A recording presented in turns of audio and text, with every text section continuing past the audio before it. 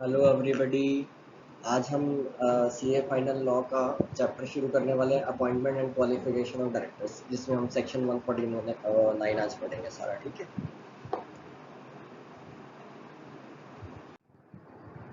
देखो section 149 sub section 1 क्या कहता है? Number of directors. जितनी भी कंपनीज है should have a board of director consisting individual director. Her company के पास बोर्ड ऑफ डायरेक्टर्स होने चाहिए। तो सेक्शन 149 सब सेक्शन 1 क्या कहता है? मिनिमम डायरेक्टर, कम से कम पब्लिक कंपनी में 3 डायरेक्टर्स आपके पास होने चाहिए, प्राइवेट कंपनी में 2 डायरेक्टर्स होने चाहिए, 1% कंपनी में 1 डायरेक्टर होने चाहिए। दोबारा सारे बच्चे बोलेंगे, every company should have a board of director consisting individual directors. हर एक कंपनी, जितनी भी कंपनी है उनके पास बोर्ड ऑफ डायरेक्टर्स होने चाहिए। मिनिमम डायरेक्टर कह रहे हैं 3 होने चाहिए, किसके पास? पब्लिक कंपनी के पास। प्राइवेट कंपनी के पास 2 डायरेक्टर्स होने चाहिए और 1% कंपनी के पास 1 डायरेक्टर मिनिमम होना चाहिए। लेकिन अगर कोई कंपनी चाहता है मैक्सिमम डायरेक्टर आप कंपनी में 15 लगा सकते हैं, लेकिन फिर भी किसी कंपनी को चाहिए कि 15 डायरेक्टर से भी ज़्यादा वो डायरेक्टर चाहते हैं कि उनका काम ज़्यादा है, तो first provision section 149 sub section 1 का कहता है कि कंपनी अपॉइंट कर सकता है 15 से ज़्यादा डायरेक्टर्स। कैसे? By passing a special resolution. Special resolution pass कर दो बोर्ड की मीटिंग्स में, तो आप 15 डायरेक्टर से ज़्यादा डायरेक्टर अपॉइंट कर सकते हो। ठीक है,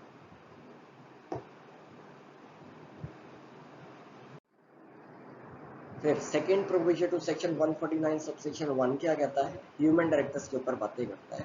रूल 3 कहता है हर कंपनी, कौन सी कंपनी? फॉलोइंग कंपनीज के पास एटलीस्ट 1 ह्यूमन डायरेक्टर होनी चाहिए। कौन कौन सी कंपनी? Every listed company. इधर लिखे every listed company. Listed company के अंदर कौन सी आ गई? पब्लिक भी आ गई और प्राइवेट भी आ गई। जो भी लिस्टेड है उसमें पब्लिक या प्राइवेट सब पे ये रूल 3 लगेगा।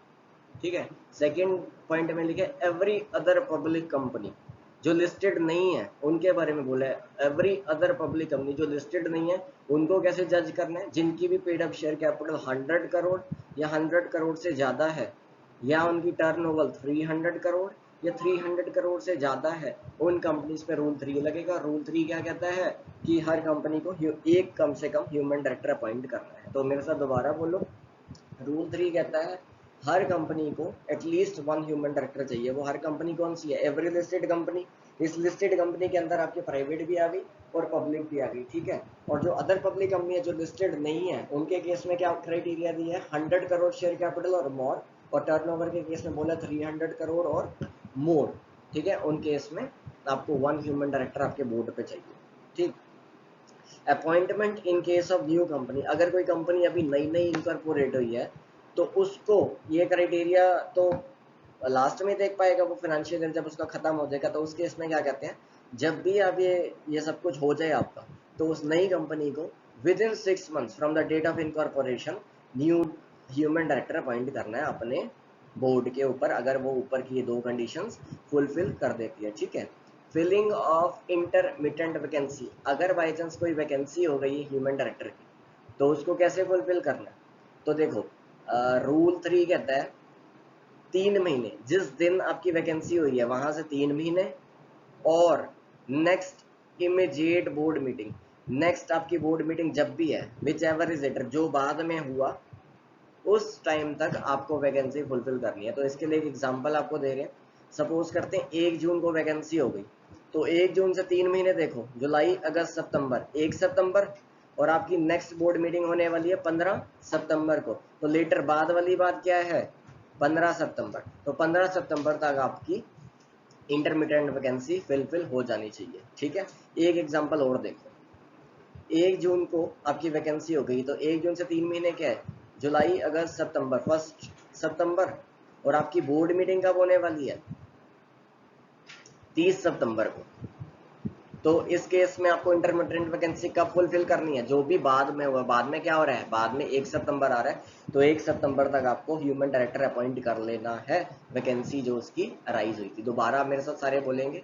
रूल 3 कहता है कम से कम एक human director every listed company को अपॉइंट करना है। इस लिस्टेड कंपनी के अंदर दोनों आ गया, पब्लिक भी आ गया, प्राइवेट भी आ गया। ठीक है, लेकिन जो लिस्टेड नहीं है वो सिर्फ पब्लिक पे लगेगा। जो अदर पब्लिक कंपनी है उनकी पेड अप शेयर कैपिटल अगर 100 करोड़ या 100 करोड़ से ज़्यादा है, और उनका टर्नओवर 300 करोड़ या 300 करोड़ से ज़्यादा है, विच एवर, जो भी हो जाए, जो भी हो जाए, या 100 करोड़ या 300 करोड़, तो उस कंपनी को ह्यूमन डायरेक्टर अपॉइंट करना है। अगर नई कंपनी का केस है तो जिस दिन इनकॉर्पोरेट हुई है वहां से 6 महीने के अंदर आपको ह्यूमन डायरेक्टर अपॉइंट कर लेना है। अगर कोई वैकेंसी आ गई है तो वैकेंसी के केस में क्या कहते हैं, 3 महीने वैकेंसी से, और जब भी आपकी नेक्स्ट इमीडिएट बोर्ड मीटिंग है, जो भी बाद में काम होगा उससे पहले पहले आपको ह्यूमन डायरेक्टर की वैकेंसी फुलफिल कर लेनी है, ठीक है। फिर सेक्शन 149 सबसेक्शन 3 क्या कहता है, रेजिडेंट डायरेक्टर। हर कंपनी के पास एक रेजिडेंट डायरेक्टर होना चाहिए। रेजिडेंट के बारे में तो आपको पता है, इनकम टैक्स जब आप पढ़ते हो तो वहां पे बता रखा है रेजिडेंट कौन है, जो जिसका 182 डेज से कम स्टे ना हो इंडिया में, मतलब 182 डेज और 182 डेज से ज्यादा का स्टे इंडिया में हो, उसको हम रेजिडेंट डायरेक्टर बोल सकते हैं, ठीक है। लेकिन अब एक दिक्कत ये है कि जो अभी न्यूली इनकॉर्पोरेटेड कंपनी है उस केस में क्या करेंगे, तो न्यूली इनकॉर्पोरेटेड कंपनी के आपको प्रोपोर्शनेटली बात करनी है। सपोज करते हैं अभी कंपनी को इनकॉर्पोरेट हुए सिर्फ 6 महीने हुए हैं, तो उस केस में 182 डेज थोड़ा लेंगे, उसमें तो 91 डेज हो जाएंगे, तो प्रोपोर्शनेटली काम होगा। रेजिडेंट डायरेक्टर के लिए क्या बोले सेक्शन 149 सबसेक्शन 3 के अंदर, हर एक कंपनी के पास कम से कम एक रेजिडेंट डायरेक्टर होना चाहिए। तो जो रेजिडेंट डायरेक्टर होगा उसका क्राइटेरिया क्या है कि वो इंडिया में कम से कम उसका 182 डेज का स्टे हो, ठीक है। लेकिन जो कंपनी अभी इनकॉर्पोरेट हुई है, जिसको अभी 1 साल भी पूरा नहीं हुआ, उस केस में 182 डेज कैसे हम देखेंगे, तो उस केस में हम प्रोपोर्शनेटली लिखा है ना, in case of a newly incorporated company the requirement of 149 subsection 3 shall apply proportionately at the end of financial year in which it is incorporated. तो जो साल का एंड होगा ना, वहां पे आप प्रोपोर्शनेटली देखेंगे, ठीक है। यहाँ प्रोपोर्शनेट की बात कर लीजिए, जैसे 6 महीने अगर कंपनी को है तो वहां से आप बोलोगे कि इस डायरेक्टर को अगर 91 डेज इंडिया में तो हम इसको रेजिडेंट मान लेते हैं, ठीक है। इस केस में ये बात करनी है। अब हमने 3 सेक्शन कर लिए, 149 सबसेक्शन 1, 149 सबसेक्शन 2, 149 सबसेक्शन 3। तो अभी हम रेजिडेंट डायरेक्टर पढ़ चुके हैं, ह्यूमन डायरेक्टर पढ़ चुके हैं, और बोला है कि कंपनी को डायरेक्टर चाहिए। हमने अभी तक पढ़ा है कि पब्लिक कंपनी में 3 डायरेक्टर चाहिए हमें बोर्ड पे, प्राइवेट कंपनी में 2 चाहिए, और 1% कंपनी में 1 चाहिए। मैक्सिमम आपके पास 15 डायरेक्टर्स हो सकते हैं। लेकिन अगर कोई कंपनी का काम इतना ज्यादा हो गया, जैसे सपोज करो रिलायंस है, उसमें आपको डायरेक्टर्स की जरूरत ज्यादा पड़ गई है, तो उस केस में क्या आप डायरेक्टर्स का नंबर इंक्रीज कर सकते हो? जी हाँ, बिल्कुल कर सकते हैं। उस केस में आपको क्या करना पड़ेगा, आपको स्पेशल रेजोल्यूशन पास करना पड़ेगा, और आप 15 से भी ज्यादा डायरेक्टर अपॉइंट कर सकते हैं अपने बोर्ड में, ठीक है। इतनी बात सबको समझ आती है। देन सेक्शन 149 सबसेक्शन 4 हमारे पास आता है, बहुत इंपॉर्टेंट सेक्शन आप शुरू हो गए हैं। इंडिपेंडेंट डायरेक्टर बहुत इंपॉर्टेंट है, तो यहां से अब आपको बहुत ध्यान से सबको, सारे बच्चों को देखना है, ठीक है। Companies requiring to have independent director. इस सेक्शन में हम ये पढ़ेंगे किस किस कंपनी को इंडिपेंडेंट डायरेक्टर्स की जरूरत है। Companies requiring to have independent director, company में इंडिपेंडेंट डायरेक्टर होना चाहिए, कहाँ होना चाहिए वो आपको हम बताते हैं। एवरी लिस्टेड पब्लिक कंपनी तो हो लेकिन लिस्टेड हो। इधर प्राइवेट की बात नहीं करे, सिर्फ बोला public company, listed public company. जो भी लिस्टेड पब्लिक कंपनी है, have at least 1/3 of the total number of directors as independent director. जितने भी डायरेक्टर्स आपके बोर्ड पे हैं, उसका कम से कम 1/3 इंडिपेंडेंट डायरेक्टर्स होने चाहिए आपके बोर्ड में। सपोज करते हैं आपके बोर्ड पे 10 डायरेक्टर्स हैं, तो उसका 1/3 क्या होता है, 3.33 समथिंग। तो इतने इंडिपेंडेंट डायरेक्टर आपके पास होने चाहिए। आप डायरेक्टर 3.33 कैसे होगा, तो सेकंड लाइन में इसके बारे में लिखा है, any fraction shall be rounded off as 1। जो 0.33 आया उसको हम 1 मानेंगे। तो आपकी कंपनी में कितने इंडिपेंडेंट डायरेक्टर होने चाहिए, 4 एटलीस्ट इंडिपेंडेंट डायरेक्टर होने चाहिए, ठीक है। अभी हमने बात सिर्फ करी लिस्टेड पब्लिक कंपनी की, अब हम बात करेंगे अदर पब्लिक कंपनी की।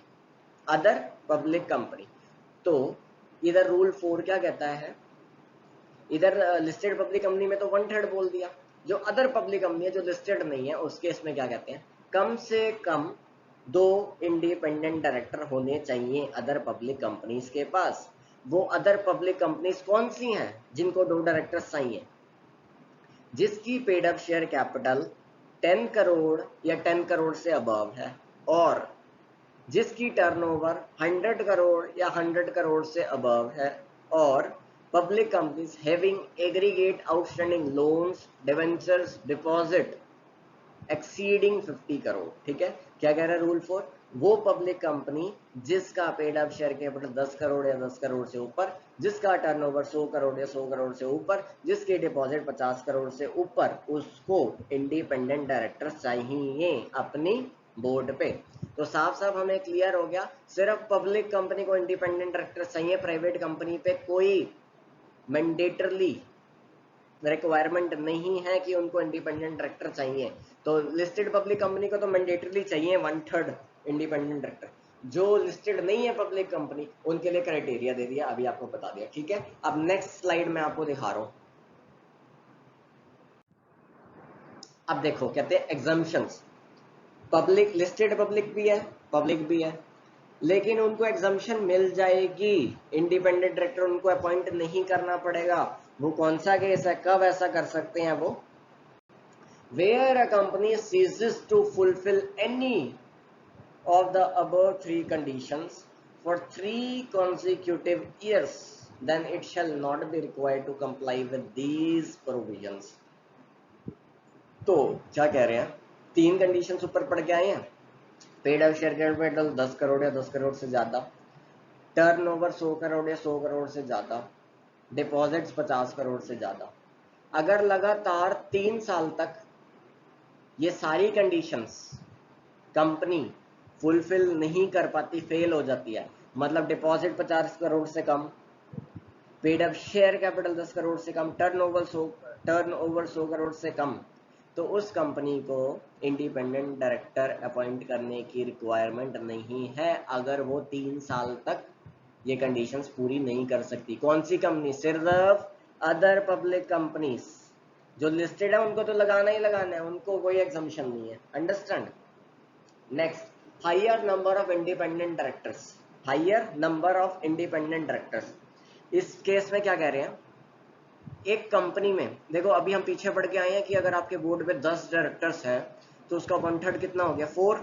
4 इंडिपेंडेंट डायरेक्टर चाहिए।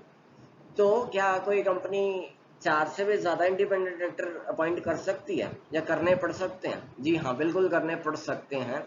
क्यों करने पड़ सकते हैं? Company shall be required to appoint a higher number of independent director to fulfil the requirement of composition of its audit committee under section 177।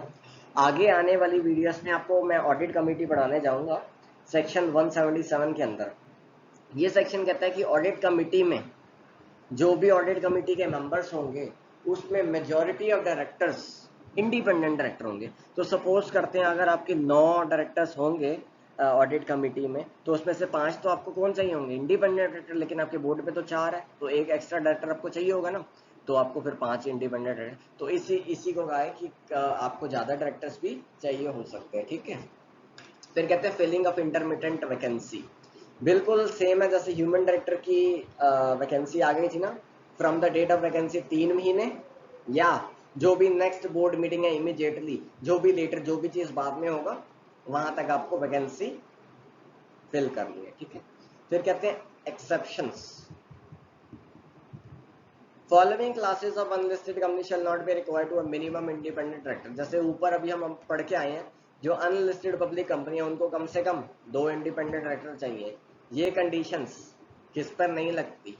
First, joint venture, सारे बोलो, joint venture पे, wholly owned subsidiary पे और dormant company. किस पे नहीं लगती? Joint venture पे नहीं लगती, होली ऑन सब्सिडरी पे नहीं लगती और डोरमेंट कंपनी पे नहीं लगती। इतना सबको समझ आता है यहाँ तक?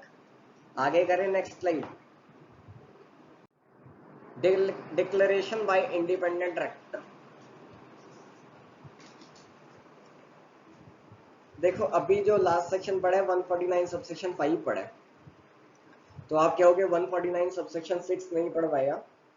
उस सेक्शन में क्या है, आपको बताया कौन इंडिपेंडेंट डायरेक्टर बन सकता है, तो वो सेक्शन अपने आप में ही बहुत बड़ा है, तो उसको हम नेक्स्ट वीडियो में लेके आएंगे सेक्शन 150 के साथ। अभी हम नेक्स्ट सेक्शन पढ़ रहे हैं, सेक्शन 149 सबसेक्शन 7। ठीक है, तो डिक्लेरेशन, इंडिपेंडेंट डायरेक्टर को एक डिक्लेरेशन देनी है। क्या डिक्लेरेशन देनी है?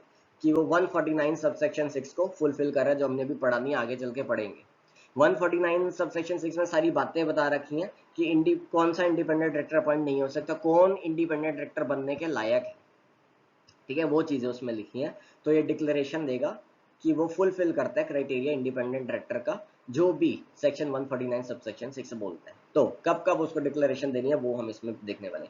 Every independent director shell eight the first board meeting, जब भी उसकी पहली मीटिंग होगी, जब भी वो अपॉइंट हुआ है, अपॉइंटमेंट के बाद उसकी पहली मीटिंग है तब, and thereafter at the first meeting of the board in every financial year, हर साल जो भी बोर्ड की मीटिंग्स होगी पहली मीटिंग पे उसको डिक्लेरेशन देना है। And whenever there is any change in the circumstances which may affect his status as independent director during the year, कभी भी सर्कमस्टांसेस ऐसे आ गए हैं कि उसका स्टेटस जो इंडिपेंडेंट डायरेक्टर का वो चेंज हो गया,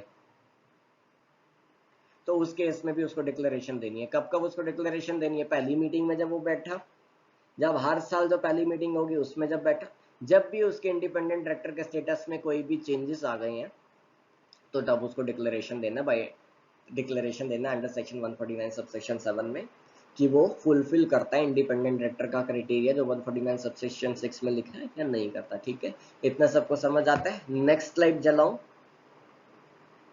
नेक्स्ट आप पढ़ने वाले हैं section 149 subsection 8, least important. Important है भी क्या? बिल्कुल नहीं है।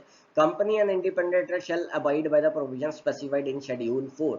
कोड क्या लगता है इंडिपेंडेंट? जो भी शेड्यूल 4 में लिखा हुआ है वो कोड आपके ऊपर लगता है, ये हमें यहाँ नहीं पढ़ना यहाँ पर, ठीक है, इसलिए हम आगे चल रहे हैं। सेक्शन 149 सबसेक्शन 9 पढ़ने जा रहे हैं। क्या कहता है section? Remuneration of independent directors. Independent director को क्या रेम्यूनरेशन देंगे? सबसे पहले ये सेक्शन साफ साफ बोल देते हैं इंडिपेंडेंट डायरेक्टर को स्टॉक ऑप्शंस, जो ईसॉप वगैरह मिलते हैं ना, इक्विटी शेयर्स फ्री में, वो इंडिपेंडेंट डायरेक्टर उसके लिए एंटाइटल नहीं है, उसको ये चीजें नहीं मिलेंगी। फिर साथ में क्या बोल दिया, रेम्यूनरेशन का क्या क्या पार्ट बनेगा? फी प्रोवाइडेड। आगे सेक्शन 197 सबसेक्शन 5 हम पढ़ेंगे जिसमें सिटिंग फी के बारे में बोला है। एक मीटिंग में बैठने के लिए जो उन्होंने फीस ली है वो रेम्यूनरेशन का पार्ट है। एंड रीइंबर्समेंट, जो भी उन्होंने खर्चा करा है मीटिंग के लिए, मीटिंग में आने के लिए, मीटिंग को ज्वाइन करने के लिए, या और दूसरे कोई भी खर्चे, रीइंबर्समेंट एक्सपेंसेस जो भी उनको देंगे वो रेम्यूनरेशन का पार्ट बनने वाला है। जो भी प्रॉफिट रिलेटेड कमीशन, जितना प्रॉफिट हुआ, जो पहले से डिस्कस हो रखा है उनसे कि जितना प्रॉफिट होगा उसका इतना परसेंट हम आपको देंगे या कुछ भी, वो चीजें। तो दोबारा मेरे से सारे बोलो। Remuneration by way of fee provided, setting fee जिसको हम कहते हैं, रीइंबर्समेंट एक्सपेंसेस और प्रॉफिट रिलेटेड कमीशन। ठीक है, इतना सबको समझ आता है रेम्यूनरेशन? दोबारा बताऊं या नेक्स्ट स्लाइड पे चलें? ठीक है, नेक्स्ट स्लाइड खोल रहा हूं मैं। टेन्योर ऑफ इंडिपेंडेंट डायरेक्टर बहुत इंपॉर्टेंट है, एमसीक्यू भी बन के आते हैं इससे और वैसे भी पूछ लेता है ये। ठीक है, तो टेन्योर कितना टाइम बोर्ड पे एक इंडिपेंडेंट डायरेक्टर रहने वाला है। तो दो सेक्शन हैं जो इस पे बात करता है, एक सेक्शन 149 सबसेक्शन 10, एक सेक्शन 149 सबसेक्शन 11। एक एक करके हम इन दोनों सेक्शंस को पढ़ते हैं। 149 सबसेक्शन 10 क्या कहता है? Subject to the provision of section 152, an independent director shall hold office for a term up to 5 consecutive years on the board of a company। Section 152 के प्रोविजंस अगर हम लगाएं तो कहते हैं इंडिपेंडेंट डायरेक्टर होल्ड कर सकता है ऑफिस सिर्फ 5 कंसेक्यूटिव ईयर, लगातार 5 साल, लगातार 5 साल। ये जो वर्ड यहाँ लिखे ना, office for a term up to, ये टर्म क्या है? Term, tenure. एक टर्म 5 साल का होता है, एक टर्म 5 साल का होता है। तो एक डायरेक्टर लगातार 5 साल तक इंडिपेंडेंट डायरेक्टर का रोल निभा सकता है कंपनी में। ठीक है, फिर फर्दर 149 सबसेक्शन 10 आगे और बोलता है 5 साल ये कंप्लीट करने के बाद ये फिर रीअपॉइंट हो सकता है, रीअपॉइंट हो सकता है इंडिपेंडेंट डायरेक्टर। लेकिन कैसे हो सकता है? स्पेशल रेजोल्यूशन कंपनी को पास करना पड़ेगा। तो मैं दोबारा आपको बता रहा हूँ, 149 सबसेक्शन 10 साफ साफ कहता है कि एक independent director maximum up to 5 consecutive year तक होल्ड कर सकता है अपनी पोजीशन एज एन इंडिपेंडेंट। फिर 149 subsection 10 further provided that shell be eligible for reappointment, इसका हम रीअपॉइंट कर सकते हैं इस डायरेक्टर को by passing a special resolution. इतनी बात सबको समझ आती है? ये टर्म के ऊपर मैं अभी दोबारा बोलने वाला हूँ। कि एक टर्म 5 साल का होता है या 5 साल से कम का भी हो सकता है, 3 साल से कम का भी हो सकता है, कितने टाइम का होता है इसके ऊपर अभी बात करेंगे। अब सेक्शन 149 सबसेक्शन 11 हम देख रहे हैं अपन, ठीक है। Notwithstanding anything contained in section 149 subsection 10, no independent director shall hold office for more than 2 consecutive years. फर्क नहीं पड़ता 149 सबसेक्शन 10 में क्या लिखा है, 149 सबसेक्शन 11 क्या कहता है, एक independent director maximum 2 consecutive term तक ऑफिस को होल्ड कर सकता है, उससे ज्यादा नहीं, ठीक है। बात समझ आती है। 149 सबसेक्शन 10 क्या कह रहा है कि अप टू 5 कॉन्जिक्यूटिव ईयर तक आप होल्ड कर सकते हो, अप टू 5 कॉन्जिक्यूटिव ईयर तक होल्ड कर सकते हो। दोबारा भी आपको रिअपॉइंट कर सकते हैं by passing a special resolution.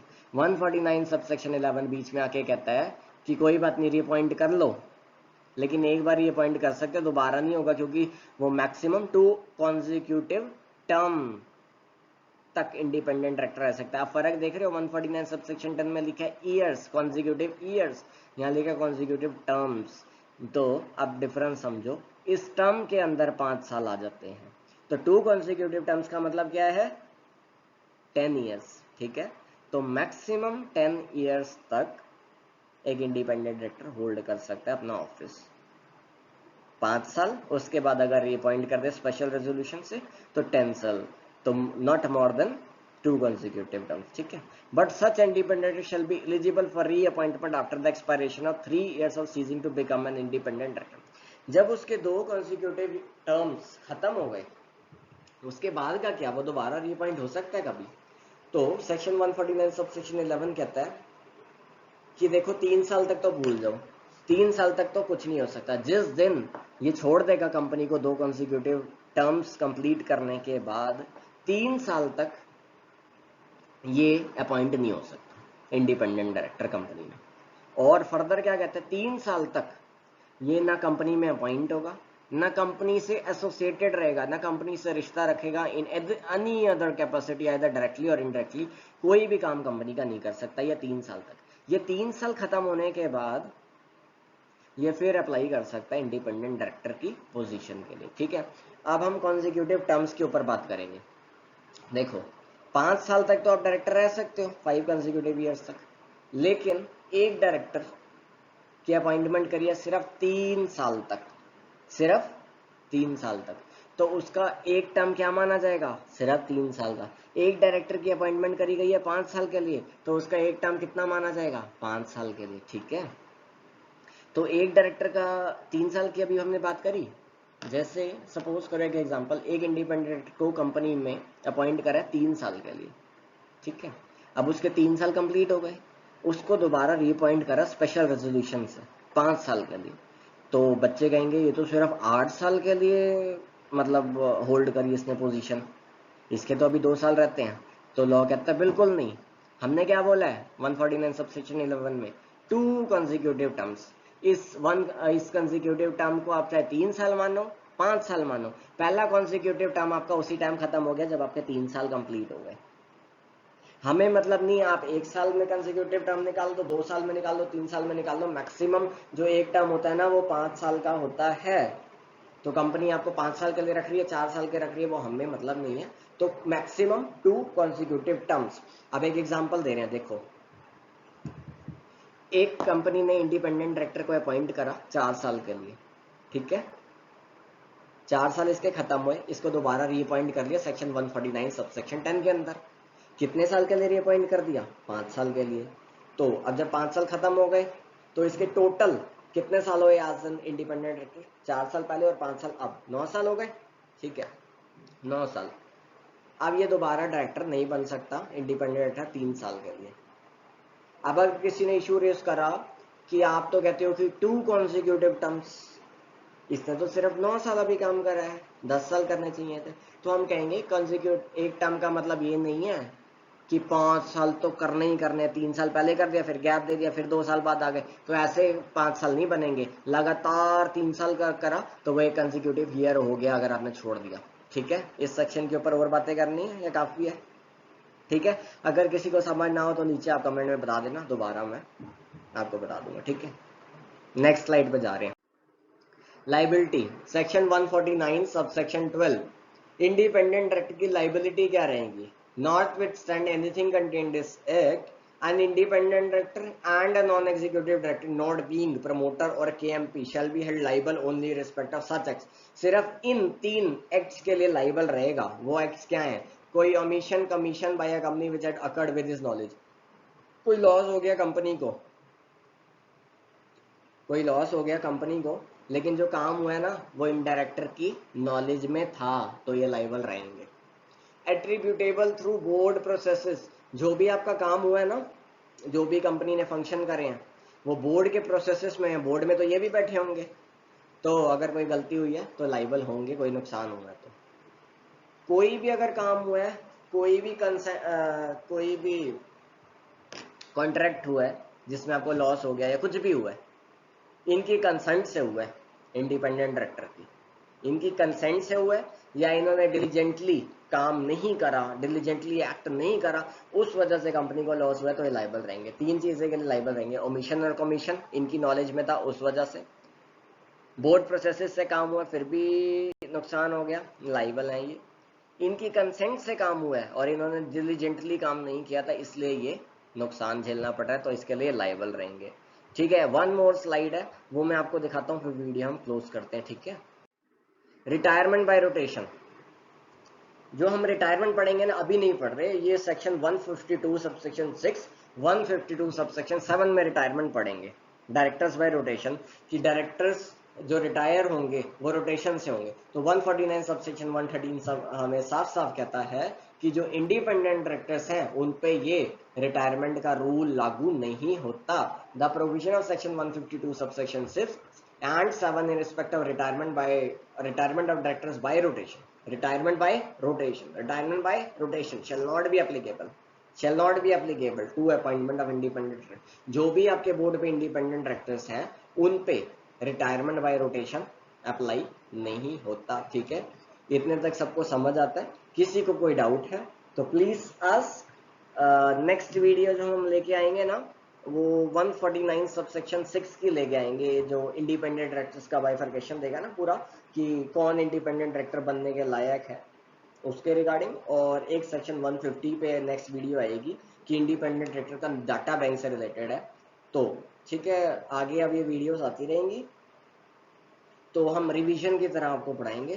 तो जितना अभी आपको इस वीडियो में दिखा दिया ये सफिशिएंट है, मोर देन सफिशिएंट है आपको पेपर लिखने के लिए और एमसीक्यू सॉल्व करने के लिए। ठीक है, तो ये सेक्शन अब आपका चलता है, पार्ट 1 पार्ट 2 3 करके आपकी वीडियोस आती रहेंगी।